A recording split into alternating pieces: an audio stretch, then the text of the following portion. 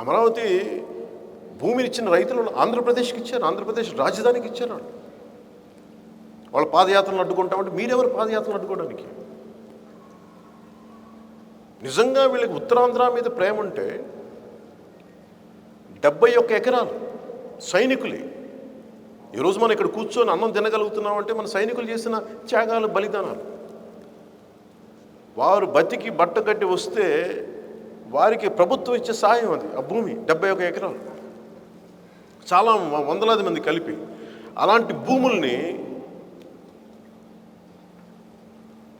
YCP నాయకులు ధర్మాన ప్రసాదరావు గారు ఆయన మనుషులు అలా ఆయన తీసుకెళ్ళిపోయారని చెప్తారు.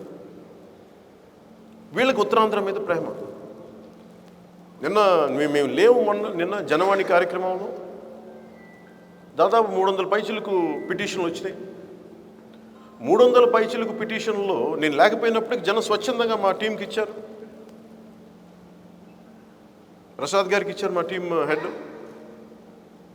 ఆయన చెప్పింది నాకేంటంటే ఒకటే చెప్పారు, ధర్మాన ప్రసాదరావు గారి మీద ధర్మశ్రీ, కరణం ధర్మశ్రీ, ఇంకొక వ్యక్తి మన విజయనగరం జిల్లా చెందిన నాయకులు ఒకరు, అనకాపల్లికి చెందిన నాయకులు ఒకరు, వీళ్ళందరూ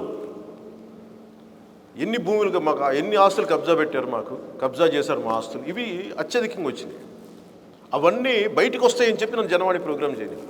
అది నాకు నిన్న రాత్రి అర్థమైంది.